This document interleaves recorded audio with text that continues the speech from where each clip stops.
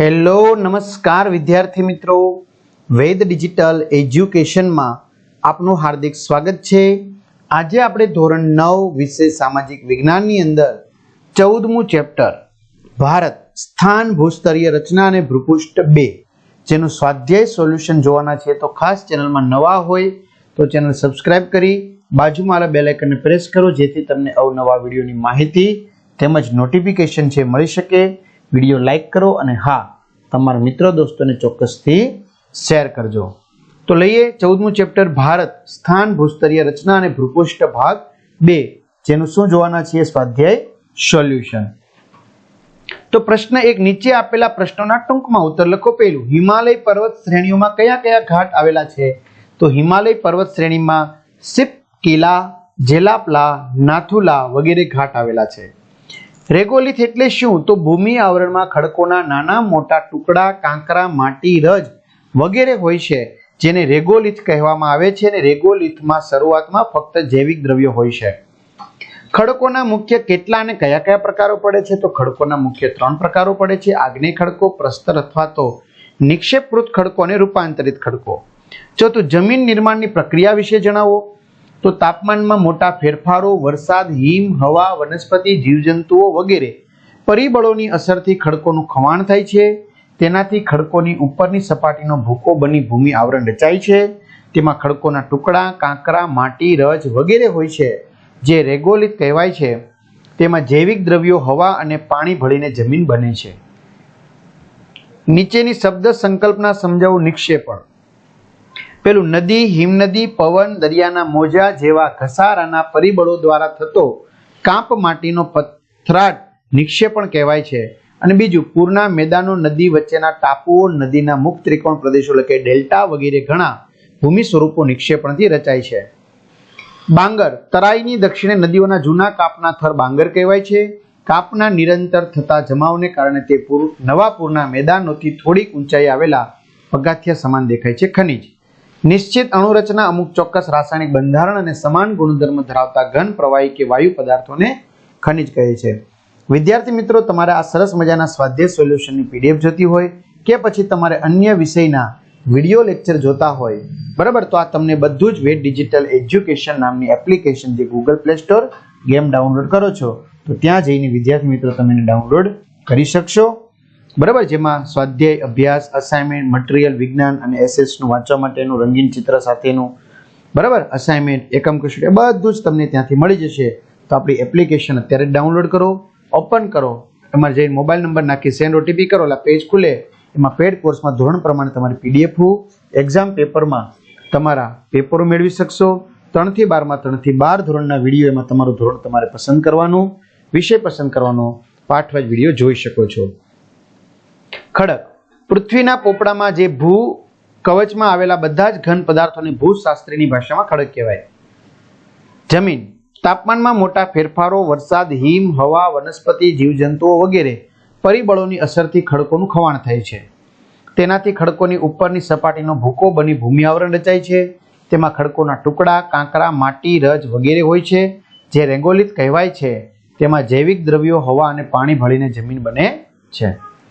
પ્રશ્ન 3, નીચે આપેલા પ્રશ્નોના ઉત્તર મુદ્દાસર આપો। પહેલું, ભારતનો આ દ્વીપ સમૂહો.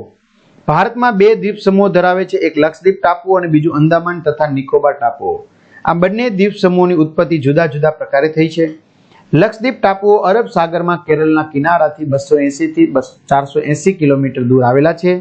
આ દ્વીપ સમૂહો પરવાળાના નિક્ષેપથી રચાયેલા નાના નાના ટાપુઓનો બનેલો છે।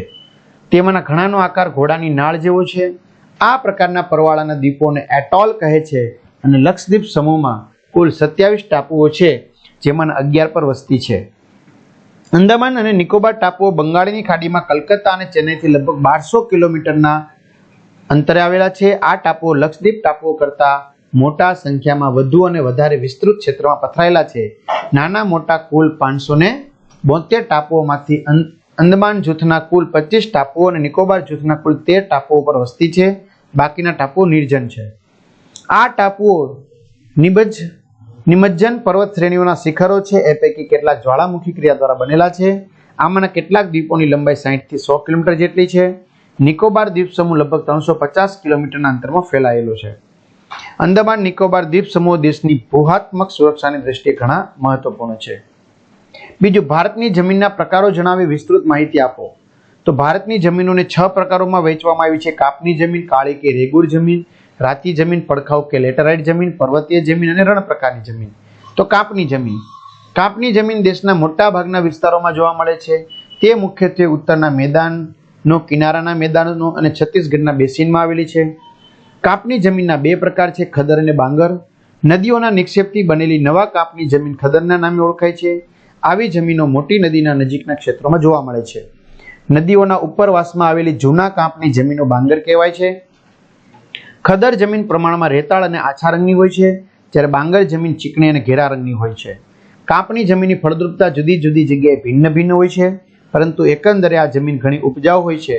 ભારતમાં પંજાબ, ઉત્તર પ્રદેશ, બિહાર, પશ્ચિમ બંગાળ અને વગેરે જેવા રાજ્યોમાં કાપની જમીન આવેલી છે. કાળી જમીન. કાળી જમીન દક્ષિણ ભારતના ઉચ્ચ પ્રદેશોમાં મુખ્યત્વે મહારાષ્ટ્ર, પશ્ચિમી મધ્યપ્રદેશ, ઉત્તર કર્ણાટક, આંધ્રપ્રદેશ, તેલંગાણા, તમિલનાડુ અને ગુજરાતમાં આવેલી છે. તે રૂપાંતરિત ખડકોમાંથી બનેલી છે. તે કસદાર અને ચીકણી હોય છે અને ભેજને લાંબા સમય સુધી જાળવી રાખવાની ક્ષમતા ધરાવે છે. તે કપાસના પાક માટે ખૂબ અનુકૂળ હોવાથી કપાસની કાળી જમીન તરીકે ઓળખાય છે. તે રેગુર નામે પણ જાણીતી છે. રાતી જમીન. ભારતમાં રાતી જમીન મોટે ભાગે ગોવા, તમિલનાડુ, કર્ણાટક, આંધ્રપ્રદેશ, છત્તીસગઢ, ઓડિશા અને ઝારખંડના કેટલાક ભાગોમાં અને ઉત્તર પૂર્વના રાજ્યોમાં આવેલી છે. તે ખાસ કરીને અગ્નિકૃત અને રૂપાંતરિત ખડકો ધરાવતા ક્ષેત્રોમાં છે. તેનો રાતો રંગ તેમાં રહેલા લોહ તત્વ અને અન્ય સેન્દ્રિય તત્વોને આભારી છે. જ્યાં જમીનના કણો ઘણા બારીક છે અને ઘર જાડા છે, ત્યાં તે છિદ્રાળુ અને ઉપજાઉ છે. પડખાઉ કે લેટેરાઇટ જમીન. પડખાઉ જમીન પશ્ચિમ મહારાષ્ટ્ર, ગોવા, કર્ણાટક, કેરળ, ઓડિશા, અસમ અને મેઘાલયના કેટલાક ભાગોમાં જોવા મળે છે. ભારે વરસાદને લીધે જમીનના ઉપલા પડમાંથી દ્રાવ્ય ક્ષારો ધોવાઈને પડખાઉ જમીન બને છે. ધોવાઈ ગયેલા પડમાં લોહ અને એલ્યુમિનિયમ તત્વોના સંયોજનોનું પ્રમાણ વધુ હોવાથી તે રાતી દેખાય છે. પડખાઉ જમીનમાં જૈવિક દ્રવ્યોનું પ્રમાણ ઓછું હોવાથી તે ઓછી ફળદ્રુપતા ધરાવે છે. 5મું, પર્વતીય જમીન. ભારતમાં પર્વતીય જમીન હિમાલય અને પૂર્વની પર્વત શ્રેણીઓ ધરાવતા જમ્મુ કાશ્મીર, હિમાચલ પ્રદેશ, ઉત્તરાખંડ, સિક્કિમ અને અરુણાચલ પ્રદેશમાં જોવા મળે છે. જંગલવાળા ભાગોમાં આ જમીનમાં જૈવિક દ્રવ્યો વધુ હોય છે. શિવાલિક પર્વત શ્રેણી પર આ જમીન ઓછા કસવાળી, અપરિપક્વ, રેતાળ, છિદ્રાળુ અને જૈવિક દ્રવ્યોના અભાવવાળી જોવા મળે છે. રણ પ્રકારની જમીન. ભારતમાં રણ પ્રકારની જમીન રાજસ્થાન, ગુજરાત, પંજાબ અને હરિયાણાના શુષ્ક ક્ષેત્રોમાં આવેલી છે. અહીં કેટલીક રેતી મુખ્યત્વે પવન દ્વારા થયેલા સ્થાનિક ખવાણથી ઉદ્ભવી છે, તો કેટલીક સિંધુ ખીણમાંથી ઉડી આવીને જમા થઈ છે. કેટલાક ક્ષેત્રોમાં ક્ષાર કણોની અધિકતા અને જૈવિક દ્રવ્યોની ઓછપ જોવા મળે છે. અહીં જે વિસ્તારોમાં માટીના કણોનું પ્રમાણ સારું છે અને ક્ષારતા ઓછી છે, ત્યાં સિંચાઈની સગવડો થવાથી ખેતી થવા લાગી છે. ત્રીજું, ખનિજોનું વર્ગીકરણ કરો. તો સામાન્ય વર્ગીકરણ ધાતુમય ખનિજો, કિંમતી ધાતુમય ખનિજો મિત્રો, હલકી ધાતુમય ખનિજો, સામાન્ય ઉપયોગમાં લેવાતા ખનિજો, મિશ્ર ધાતુના રૂપે વપરાતા ખનિજો તમે લખી શકો છો. અધાતુમય ખનિજો અને સંચાલન શક્તિ માટે ઉપયોગમાં લેવાતા ખનિજો. ચલો, સાચો વિકલ્પ પસંદ કરો. પતકાઈ ટેકરીઓ અરુણાચલ પ્રદેશ, લુસાઈ તો મિઝોરમ. નીચેનામાંથી કયું વિધાન ખોટું છે તે શોધો. તો ધ્રુવી, ટંગસ્ટન, મેંગેનીઝ અને ક્રોમિયમ વગેરે અધાતુમય ખનિજો છે. ચલો, જોડકા જોડો. કયું સાચું છે? તો એ પ્રસ્તર ખડક, તો એમાં આવશે ચૂનાનો ખડક. રૂપાંતરિત ખડક તો આરસપાણ, માર્બલ અને આગ્નેય ખડક, તો એમાં આવશે ગ્રેનાઇટ. નીચેના વિધાનોમાંથી કયું વિધાન સાચું છે? તો પશ્ચિમ ઘાટ અરબ સાગરની કિનારે અવિચ્છિન્ન રૂપે ઉત્તર દક્ષિણમાં વ્યાપ્ત છે. અરવલ્લી અને વિંધ્યાચલની વચ્ચે કયો ઉચ્ચ પ્રદેશ આવેલો છે? માળવાનો. તો વિદ્યાર્થી મિત્રો, આ રીતે સરસ મજાનું સ્વાધ્યાય સોલ્યુશનની તમારે પીડીએફ જોતી હોય કે અન્ય કોઈ માહિતી જોતી હોય, વિડીયોઝ જોતા હોય, બરાબર, તો આપણી વેદ ડિજિટલ એજ્યુકેશન નામની એપ્લિકેશન અત્યારે ડાઉનલોડ કરીને મેળવી શકશો. તમારા મિત્રો દોસ્તોને ચોક્કસથી જાણ કરી શકશો. ચેનલમાં નવા હોય તો ચેનલ સબસ્ક્રાઇબ કરો. અહીં સુધી રાખીએ. અસ્તુ. જય હિન્દ, જય ભારત.